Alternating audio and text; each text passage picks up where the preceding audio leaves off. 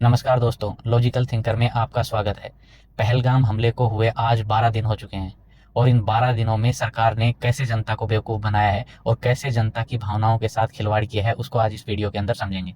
देखिए, 12 दिन पहले एक दुखद दुर्घटना पहलगाम के अंदर हुई, जहाँ पे एक आतंकी हमला हुआ और उस आतंकी हमले के बाद देश की जनता गुस्से में थी और सरकार ने जिस तरह से सरकार का हर एक्शन, कहते हैं कि भाई मोदी सरकार का हर एक्शन धुआंधार होता है, उसमें धुआं ज़्यादा होती है और धार कम होता है, कुछ उसी तरह का देखने को मिला इस घटनाक्रम के बाद भी। मोदी सरकार ने सबसे पहले जनता को शांत करने के लिए कहा कि सिंधु जल समझौते को हम लोग रद्द कर रहे हैं। जो वास्तविकता ये थी कि सिंधु नदी के पानी को रोकने के लिए हमारे पास पर्याप्त संसाधन ही नहीं थे। हमारे पास उस नदी के ऊपर कोई डैम नहीं था, जिसकी वजह से हम उस पानी को अभी नहीं रोक सकते और वो डैम और वो संसाधन जुटाने में अभी कम से कम 10 से 15 सालों का समय लगेगा। दूसरा, मोदी सरकार ने जनता को ये कह के बेवकूफ़ बनाया कि हम पाकिस्तान के साथ अपनी सारी ट्रेड खत्म कर रहे हैं, जबकि वास्तविकता ये है कि पाकिस्तान के साथ हमारा ट्रेड सिर्फ 300 करोड़ का था और दुबई के रास्ते से भारत पाकिस्तान के साथ 10 बिलियन से ज़्यादा का ट्रेड करता है। ये उसी तरह की बात हो गई कि आपके किसी पड़ोसी से झगड़ा हो जाए, आप उसको कहो कि मैं तुम्हारे घर में नहीं आऊँगा, तुमसे कोई सामान नहीं लूँगा और कल उससे पीछे वाले दरवाजे से जाके सामान लेने लग जाओ और बोलो कि मैं तो देखो जी आगे वाले दरवाजे से तो आ नहीं रहा हूँ। लेकिन ये जनता को बेवकूफ़ बनाना है। आप पता करिए, भारत दुबई के रास्ते से पाकिस्तान के साथ 10 बिलियन से ज़्यादा का ट्रेड करता है। तो ये ट्रेड वाला झंझना भी सरकार ने जनता को बेवकूफ़ बनाने के लिए बनाया। इसी तरह जनता को बेवकूफ़ बनाने के क्रम में मोदी जी ने एक बैठक ली, जिसमें हमारे तीनों सेना प्रमुख मौजूद थे। वहाँ पे उसका वीडियो बना के रिलीज़ किया गया। अब बताइए कि कभी ऐसा हुआ है कि जब सेना के तीनों प्रमुख एक जगह बैठे हों और वहाँ का वीडियो बनाया जा रहा हो? सोचिए क्या गोपनीयता रह गई होगी उस मीटिंग की, क्या उस कैमरामैन ने वो सारी बातें नहीं सुनी होंगी? ये जो हम सुनते हैं कि मीटिंगों से सूत्रों के हवाले से खबर आती है, वो इसलिए आती है क्योंकि ये कैमरामैन, कोई गार्ड हो गया, ये सब वहाँ से बातें लीक करते हैं। तो क्या हमारे तीनों सेनाओं के अध्यक्ष के साथ अगर हमारे प्रधानमंत्री मीटिंग कर रहे हैं, तो क्या उस मीटिंग को गोपनीय नहीं रखा जाना चाहिए? या फिर सिर्फ जनता के सामने ये एक दिखावा करने का एक तरीका था कि ताकि जनता को लगे कि सरकार इसके लिए कुछ कर रही है और जनता के अंदर गुस्सा और आक्रोश ना पनपे? क्या ये जनता को बेवकूफ़ बनाने का एक तरीका था? के अलावा सरकार ने जनता को बेवकूफ़ बनाने के लिए कुछ और कदम भी लिए कि वाघा बॉर्डर को बंद करना हुआ, पाकिस्तान के 15-16 यूट्यूब चैनल्स को बैन करने का हुआ। लेकिन सवाल वही है कि क्या इससे आतंकवाद कम होगा? देश का बच्चा-बच्चा जानता है कि ये जो आतंकवाद है, ये पाकिस्तानी आर्मी ने कराया है।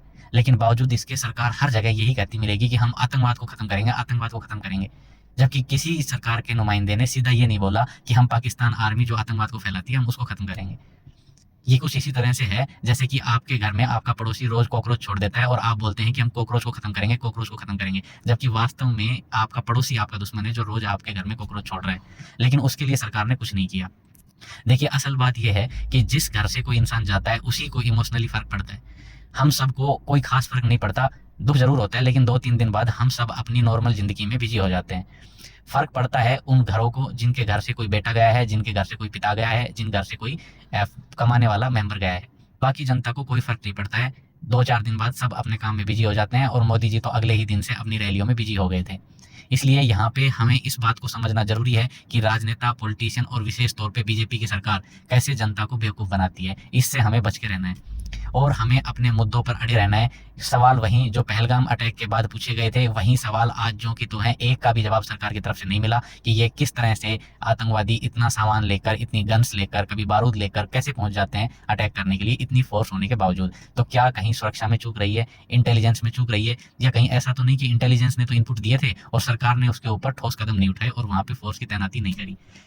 अगर आप सही तरह के सवाल नहीं पूछेंगे तो ये पहलगाम अटैक, इससे पहले पुलवामा हुआ था, उससे पहले पठानकोट हुआ था, ये इस तरह से कंटिन्यूअसली होते रहेंगे और हमारी सरकार हर बार जनता को बेवकूफ़ बनाती रहेगी। इस तरह के मामलों को रोकने का सिर्फ एकमात्र उपाय ये है कि हम ये समझें कि ये सारे जो हमले हैं हम पे, वो पाकिस्तानी आर्मी के द्वारा करवाए जा रहे हैं और हम सीधा पाकिस्तानी आर्मी को नाम लेकर टारगेट करें, दुनिया के सामने उनको एक्सपोज करें और कम से कम अपनी देश की जनता को बेवकूफ़ बनाना बंद करें। अगर हम सब ये करते हैं तो ही हम इस आतंकवाद से बच सकते हैं और ये जो आए साल हर 2-3 साल के बाद एक बड़ा हमला हो जाता है और हमारा इतना देश का नुकसान होता है, उससे हम बच सकते हैं। ये हमला तो कई मायनों में पिछले कई सालों में जितने हमले हुए हैं उसमें से सबसे कामयाब हमला रहा पाकिस्तान के लिए, क्योंकि इस हमले में जो लोग आतंकवादी आए थे हमला करने के लिए वो पकड़े भी नहीं गए, वरना पहले कम से कम इतना तो होता था कि जो लोग हमला करने आते थे वो मारे जाते थे या पकड़े जाते थे। लेकिन इसमें तो वो पकड़े भी नहीं गए और सरकार हमारी जनता को इमोशनली बेवकूफ़ बनाने में लगी हुई है।